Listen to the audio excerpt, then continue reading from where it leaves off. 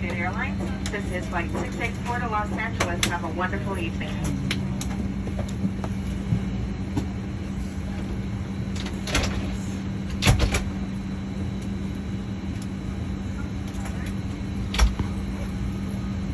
Folks on the flight deck, welcome aboard our real quick flight over to Los Angeles this evening. First and foremost, I'd like to start off by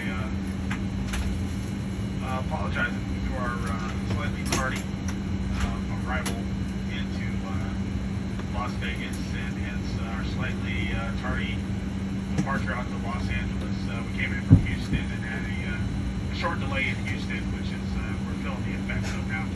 That being said, we're going to pedal as fast as we can up here at the flight deck to make up a couple minutes on that 45-minute flight out to Los Angeles. The last reported weather in LA, they're calling for partly cloudy skies, temperature up 59 degrees.